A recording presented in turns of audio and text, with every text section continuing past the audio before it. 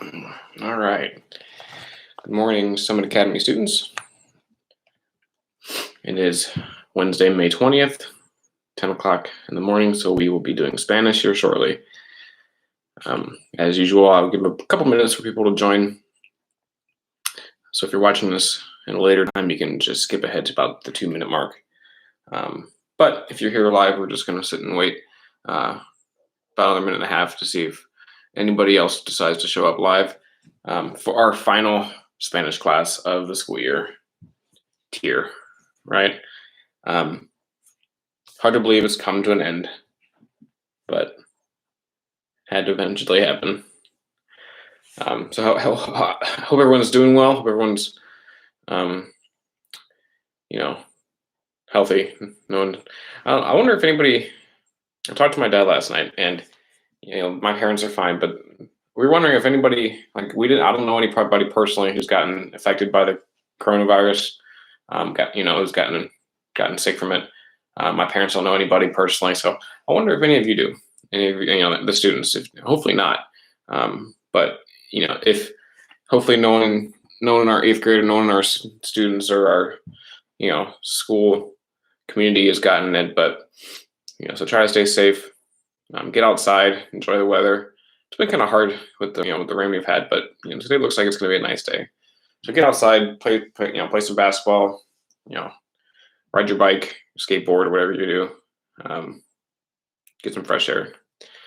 About 20 seconds or so, we'll continue. We'll start the class. We're going to pick up where we left off on Monday, and then we'll call it a day. So see if anybody else joins us live. I know Malachi and Brianna and Travis are at the school today, probably right now, getting their diplomas and getting their pictures taken because it's today's the day they were going to graduate. So they're not going to be here for the live stream, but so it might be a smaller crowd than usual. But with that being said, we'll get started. So if you log in and you're watching this live, please check in and just say in the chat who you are, that you're here, so I can know who's here. But today we're not going to review the days of the week or the date, because we've been doing that a lot, and you guys seem pretty good with that. So what I do want to review before we get started with the actual lesson today, I wanted to review the body 6 different body parts. I know back in February we talked about probably 30 body parts, right? Face parts, different parts of your body. Brandon, welcome. Hi. I'm trying to see what those emojis are. Is it a dab? Well, yes, welcome, Brandon. So we're going to review some body parts. I'm going to show you on this whiteboard here. I'm going to show you a word in Spanish. I'd like to see if you remember what that means in English. Okay, they're body parts. I know it's been 3 months since we talked about body parts, but in February when we learned them, we played bingo one of the days for candy, and the body parts. Actually, a lot of you memorized them pretty well. So I want to see if any of you, remember that these words are. So I'm trying to get this webcam lined up. All right, so the first word that I want to review is probably the easiest one that everyone seems to remember. All right. So here's the first word, los ojos. Los ojos. So if you're watching this live, Brandon, I think you might be the only one. If you remember what los ojos means, you can type it in. If you're watching this later, you can just kind of see if you remember it and you know it, say it. Because I'm going to tell you, here's the clue that I always give students that helps. If I put 2 dots in a smile, does this help? Ojos, right? Los ojos are your eyes. Okay? Los ojos are your eyes. Okay? That's why I make it a face. This always helps me. All right? So los ojos are your eyes. All right? What about this one? La cabeza. All right? La cabeza. Here's a hint. Your ojos are on la cabeza. Your ojos are a part of la cabeza. And Brandon got the eyes, ojos. So your ojos están en la cabeza. Okay, it's la cabeza. What is your la cabeza? Another thing we would say is me duele la cabeza. I have a blank ache, right? Here's a hint. Well, not your hair, but la cabeza is your head, right? Your noggin. Good guess, Brandon. Your eyes are on your face, I guess, but your eyes are a part of your head, right? La cabeza is your head, okay? Like I said, I know it's been since February since we've done this, okay? So don't be too mad or upset if they're hard to come by because it's been a while, right? Let's see what else I want to go over.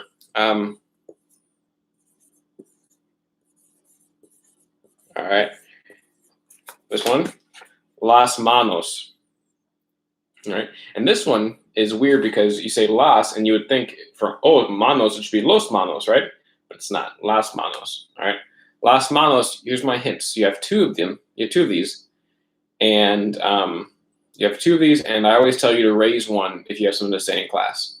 Okay. That's my hint. Las manos, we have those. Tenemos dos manos. Right? And I always say, levantan las manos. Oh, I just gave it to you. Yes, do this, right? Raise your hand, right? Las manos are your hands. All right, that was too easy. I kind of gave it to you. I was like, yeah, raise your hand. So las manos are your hands, all right? And I gave you a hint for that one. Manos, think of a manicure, right? A manicure is when you get, service on your hand. Manacles, I think, are also another word for like, what are they called? Handcuffs, right? Manacles. So the mano, right? Mano, think of hand, mano, manicure, that kind of Latin stem. Okay. Here's another one. This one is on your face. All right. La boca. La boca. So it's singular, right? It's not las, it's la. So we only have one of these. All right. We have la boca. So we've already talked about los ojos. This is also on your face. All right. We have one of these. So you really is it either your nose or your mouth, right? La boca is your mouth, right? Your mouth. So a fun thing to say is cierra la boca. So close your mouth, right? Or shut your mouth. Or abre la boca. So a dentist would say abre la boca, all right? Open your mouth so they can see your teeth, right? La boca. So that reminds me, teeth are dientes, right? I'm not going to write that one down, but los dientes are in your boca. My dientes are your teeth, right? Think of a dentist. Los dientes están adentro de la boca. They're inside your mouth, right? La boca is your mouth, right? So that's a nice review of that one. I've got two more. These ones are going to get a little harder, I think anyway. Maybe not for you. All right. This one is el brazo. El brazo. My hint for this one is the word for a hug is abrazo. So this is what you use to hug someone, all right?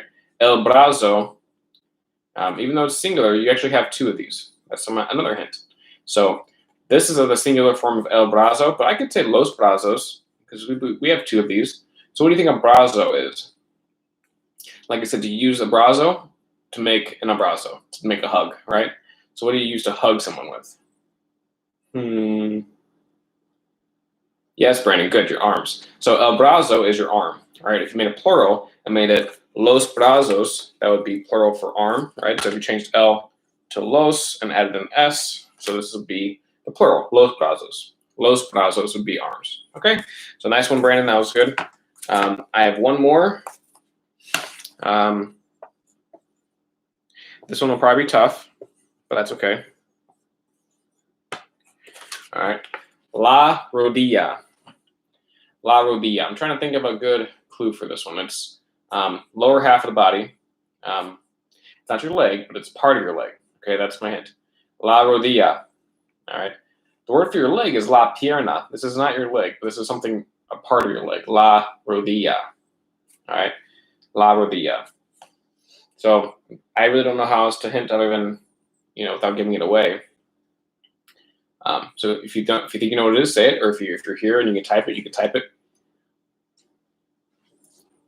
If you get it wrong, no big deal, NBD. So la rodilla is I'll give you multiple choice. It's either going to be your ankle, your knee, or your toe. Ankle, knee, or toe. So Brandon guessed ankle. It's actually going to be your knee. All right. You're close though, right? This word is always confused for the word for the ankle because the word for the ankle is tobillo, right? Tobillo and rodilla kind of sound the same, all right? They both have a double L-Y sound, right? So la rodilla is your knee, right? La rodilla is your knee. All right? El tobillo is your ankle. So you were close. You weren't too far off, Brandon.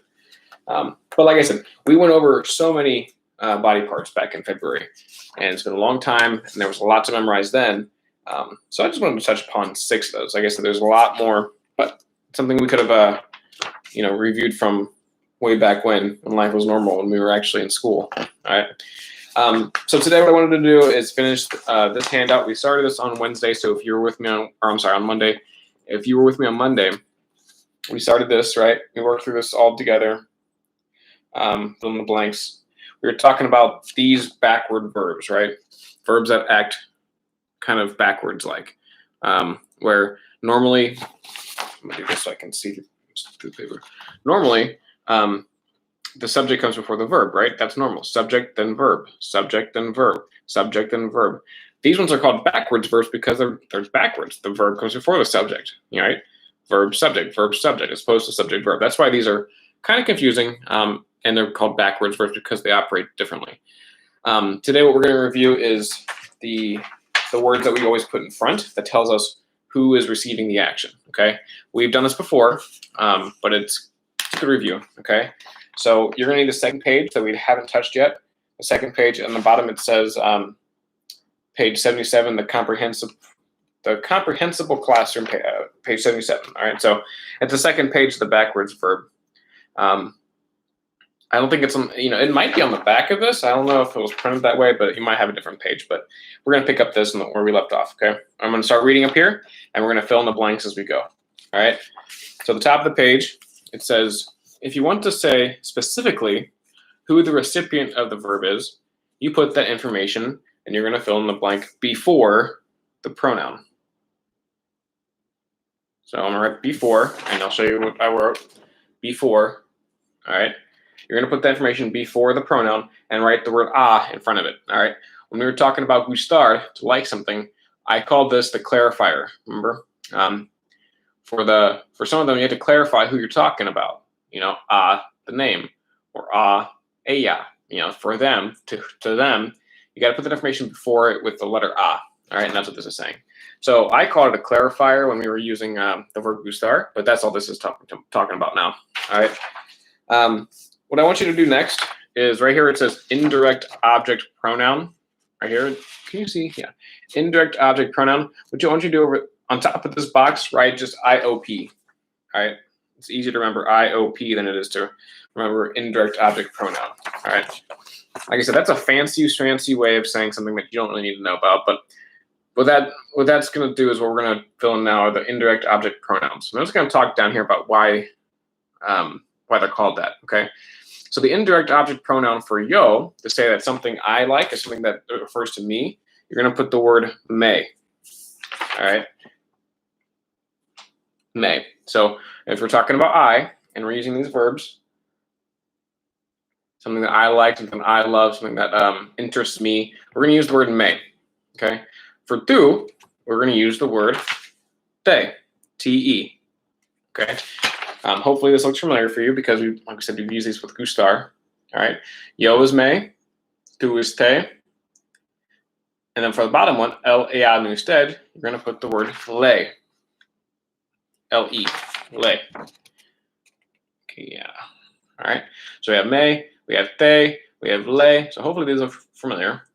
On the top right box where it says nosotros, you're going to write the word nos. That's for if we're saying that we like something or we love something, right? So right here, nos. And if I'm not holding it in the frame, please check, type something, let me know. Nos, all right? So that's like for us, right? Nos gustan. Nos encantan. We love or we like something, right? Next is that word that we don't really, I don't bother teaching you, right? Vosotros, that's the word that's only used in certain areas of Spain. I never teach it, so you can just cross it out. All right. Usually we leave that box blank anyway. If you're interested, it's os, but you don't need to know that.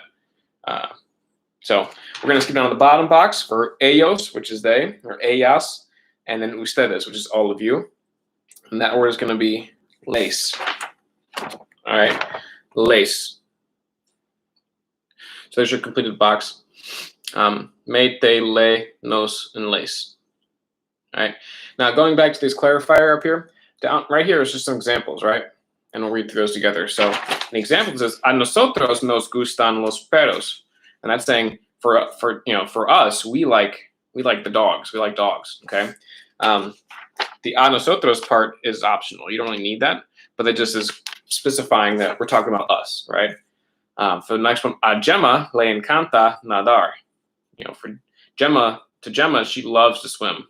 Okay, that's what that's saying. Le encanta nadar. She loves to swim. Now that one, you need to clarify for that one, right? Because le could refer to él, could refer to ella, could refer to usted. So you need to clarify that one. So they put a Gemma, just so we know we're talking about Gemma and not talking about your grandma Pearl or something who loves to swim, right? We're talking about Gemma. A Gemma le gusta, le encanta nadar, right? You can skip the next part, but so if you're a mathematical guy, like if you like formulas, right? The next part's like if you're a mathematical thinker and you think like in math terms, this be right, Mr. Fitzpatrick's alley. Here is a formula that you can follow. All right. So in the first blank, you're going to put the letter A. All right. A. And then after that, you're going to put person. Person. All right. So the fact that this is in parentheses right here, this is optional. Okay. This is just like if you want to be super clear on who we're talking about, you're going to put a and the person you're talking about. All right. Or the people you're talking about. So a person. Or you can write people. A people. All right. So a person, that's in parentheses because that's an addition that you can add to be super clear. All right. In the next block, next blank, you're going to put the letters IOP. IOP, which stands for indirect object pronoun. So in this line here, you're going to put either me, they, lay, nos, or lace. All right. That's what IOP means. So after the in person, you put the indirect object pronoun, whether it be me or they or lay or nos or lace, but that's going to go in this blank here. Okay. After that comes the verb, the action word. So you can write verb there. And that's gustar or encantar or importar or interesar or faltar. Any of those verbs that we talked about on Monday. All right. So the verb goes next. And then finally, after the verb, the last thing you're going to put is the subject. All right, and that's the subject. So that's why these are backwards verbs, because the subject comes after the verb. Normally it's the other way around, but these ones are different. So there's your whole. If you like math, if you like thinking about it like a formula, that's basically what we're doing to make these sentences. Okay. Now the next paragraph here is talking about a common phrase that kids always say. Kids always think that me gusta means I like, right? So me gusta pizza. Everyone loves pizza. At least I love pizza. So me gusta pizza. We would think I like pizza, right? So here's going to explain why it works backwards. Okay, so we're going to read through this along, and we're going to fill in the blanks as we go. Okay, so I'm reading this part in the box here about pizza. All right, so you can read along with me. It says, you've probably heard a million times that me gusta pizza means I like pizza, right? Wrong. It actually means, and here's what you're going to write, pizza is pleasing to me. All right, so I'm going to write pizza is pleasing to me. Remember when I said gustar means to be pleasing to? All right, so here's what I wrote. That's what me gusta pizza actually means, literally. Pizza is pleasing to me. Okay, which sounds weird to us in English, doesn't it? We would just say I like pizza. But in Spanish, me gusta pizza actually means pizza is pleasing to me. Me gusta pizza. All right, and it's going to explain more about that. Okay, so I'll type it in here in case you want to copy what I write. Me gusta pizza. Oh, no, pizza is pleasing to me. All right, so that's the first blank. So, and it continues to say, you see, pizza is the subject. I'm sorry, pizza. Yeah, pizza is the subject. I'm welcome. Pizza is the subject. So write subject in that next line. The subject, the subject, the sentence, right? Where is this at? Can you see it? There we go. Pizza is the subject of the sentence, right? That's what it says. So pizza is the subject, and I is the indirect object. All right. So in this blank here, you're going to write indirect object. And I'll explain what that means. All right, so indirect object goes there. Hopefully you can see read my handwriting. So, as you can see, pizza is the subject to the sentence and I is the indirect object, or I'm trying to read this backwards through the paper, or the recipient of the action, being pleased. Yeah, being pleasing. So let's read that again. So we try and be on the same page here. You see, pizza is the subject of the sentence and I is the indirect object, or the recipient of the action, which is being pleasing. All right, so in other words, pizza is just being awesome and delicious, and I happen to benefit from its cheesy, saucy, and marvelous existence, which I agree. So in their way of thinking, pizza is just the way it is, and I'm the recipient of the action of being pleased, right? Pizza is pleasing to me because it's so awesome. It's so delicious. However you want to think about it. It doesn't have to be pizza. Whatever you find delicious, think about that. Okay. The same goes for the verb encantar, which actually means to be enchanting to or by. All right. So you're going to write to be enchanted or enchanting to. I think I misspelled enchanting. Enchanting. There we go. So to be enchanting means that you are like enamored with something, right? Or you just, where is it? There it is. So encantar actually means to be enchanting to, right? Although we would just say I love it, or we translate it as loving it. So you could say me encanta pizza. I love pizza, or it really means pizza is enchanting to me, right? Sounds super weird for us in English, but that's the verb they use to say that you love something. And like I said, that's usually used to say that you love something and not someone. The verb to love someone is amar, and that means something differently than being enchanted by something, right? It means you actually are being active in the love, right? Whereas encantar means, you just find it enchanting. You just like it. You just love it. Well, I hope it makes sense to you. So we're going to work through these bottom 5 examples here.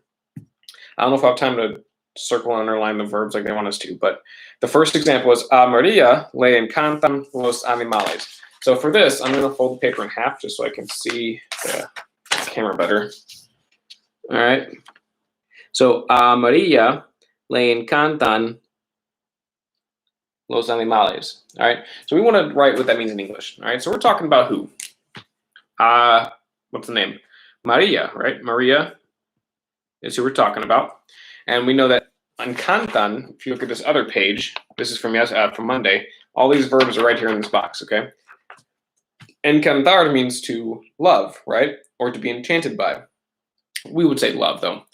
So Maria loves los animales. What do you think los animales are?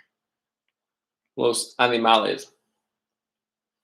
To take a guess, you might guess animals, right? So what that's saying is Maria loves animals. Okay? A Maria le encantan los animales. All right. Number 2. What's this one say? A ti te gusta la música rock? A ti te gusta la música rock? So, a ti means for you. All right. Animals. Good job, Brendan. Good guess. A ti means for you, right? To you. Te gusta, what does gustar mean again? Gustar means to like, right? So I'm asking you, do you like la música? What is música? What does it look like, right? What does música look like? I'm asking a question here. Do you like la música? Música is music, right? And then rock, you can guess it's rock music, right? That's how they would say rock music. All right, what kind of música? Rock music. So I'm asking you, do you like rock music? All right, and we know it's a question because you can see that there's a upside down question mark here and a question mark there. All right, so to make this a question in English, you would say, do you like rock music? Okay, a ti te gusta la música rock? All right, next one. Nos encanta hablar en español. Nos encanta hablar en español. So the first word we have here is nos. If we look up at the top half of the paper, nos we know goes with nosotros. And we know that nosotros means what? What does nosotros mean? It's not I, it's not you, it's not he. Nosotros is we, right? All of us, we, right? Encanta we know means love, so you're just going to write we love. And we know that actually means to be enchanting, but we would say we love. So what do we love? Nos encanta hablar en español. Hablar is to talk. You can write to talk. And español, I hope you would know by now. What does español mean? Español is a Spanish word for Spanish, right? So you're going to write in Spanish. And what that's saying is we love to talk in Spanish, which may or may not be true. But nos encanta hablar en español. Nos encanta hablar en español. So that's actually saying that you love an action and not necessarily a thing, right? But you love to do something. You love to talk in Spanish. All right. Second to last one. I think we have time to get this done. A mí me molesta la tarea. This is an accurate one, I'm sure. A mí me molesta la tarea. So a mí means for me, right? Or to me. You won't write that in English, but it's just clarifying who we're talking about. What is me molesta? Me molesta. So if you look at the other page from Monday, you find molestar right here. Molestar, remember, is to be annoying or be annoyed by, right? Oh, I'm sorry, it's over here. To annoy. Molestar means to annoy, right? So me molesta means something annoys me, right? Well, what annoys me? And then you'll find out me molesta la tarea. La tarea is the word for homework. Dun, dun, dun. So you wouldn't say I'm annoyed. I could say I'm annoyed by homework, right? But in English, think about this. You've spoken English for probably 14 years of your life now, 13 or 14 years. If I said, I'm annoyed by homework, that's true. But really what we would say is homework annoys me, right? So I would write homework annoys me. Or you could say homework is annoying. But we're using the verb, right? So homework annoys me. You could also write I'm annoyed by homework, but that's kind of wordy, and you want to try to avoid that passive voice. So homework annoys me is what I would write. Or you could say just homework is annoying to me, right? That's the idea. A mí me molesta la tarea. Homework is annoying to me. All right, last one. A mi mamá le duele la cabeza. All right, this is the verb we used back in February when we were talking about the body parts, right? A mi mamá le duele la cabeza. All right, so a mi mamá, who is mi mamá? Mi mamá is my mom, right? So we're talking about my mom. So we can just write that, my mom. Le duele la cabeza. Duele comes from the verb doler, right? To hurt. So where is doler? Or to cause pain, right? So something hurts my mom. What hurts my mom? Mi mamá le duele la cabeza.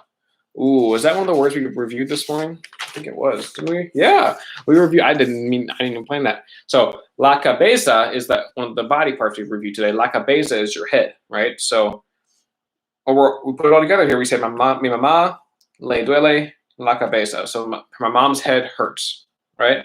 So you could write my mom's head hurts, or you could just say my mom has a headache. All right, but this is the more accurate translation.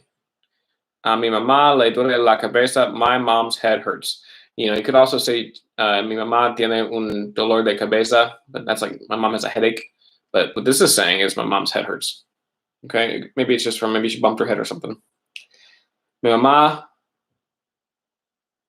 le duele la cabeza. All right. With that being said, guys, it is 10:29, so we need to finish this up. I'm glad we got to finish both pages on this. All right. I hope it makes sense to you. If it doesn't, I understand, because this is a hard topic to cover virtually, online like this. But hopefully it makes sense to you. A couple things to wrap up the day and the class in general. Don't forget that I'd like to have this turned in with your blizzard bags. All right, your infographic about a country that you were assigned. Make it colorful. Speaking of blizzard bags, as far as I'm aware, I think they could be turned in starting this Friday. All right, and then all throughout next week. So now that you have all the information, all the answers to all the stuff that I would want, If we didn't cover it in these YouTube videos, don't worry about it. So with that being said, I hope you enjoyed Spanish this year. It was a bit of a roller coaster. We went from Miss Holden's classroom to either Mr. Andrews or Mr. Murray's room for a few months. And we went back to Miss Holden's room, and then we did the last couple months virtually like this. So it's been a heck of a roller coaster of a year, but I hope you enjoyed it. I hope you learned something. Also, when you come to pick up your or to turn in your Blizzard bags, if you want to keep your folder with all the work that you've done, they're still at the school. So let me or let Mrs. Ewing know if you want to take your folder home and keep it. Any of the 8th graders who might be going to a different high school next year, maybe they want to take Spanish next year as well. A lot of this stuff would be helpful for you next year if you want it as reference material. So if you don't want it, that's fine. I'll just pitch it. But the folders are still in Miss Holden's room. So when you come to drop off your Blizzard bags, if you want to keep it, you're welcome to it. Just tell Ms. Ewing or tell myself if I'm there, and we'll get it to you. All right. So with that being said, I hope you enjoy Spanish this year. Hope you learned something. And yeah, so message me. I'll type in my email here so you can have it. SummitAcademy.org. Email me if you have any questions or concerns about the work. I'm also in the Google Hangouts, group chat, so you can reach me there. And I hope you have a great, YouTube brand. I hope you have a nice summer. Hopefully you guys can still enjoy your summer, even with coronavirus. It's not going to go away anytime soon, I don't think. So enjoy your summer as best you can. And I'm sure I'll see some of you next year when you are in the high school. And if you're not coming back to Summit Academy's high school, have a great high school career. Keep up the great work, and enjoy yourself. Enjoy your summer. Stay safe. All right. Hasta luego, friends.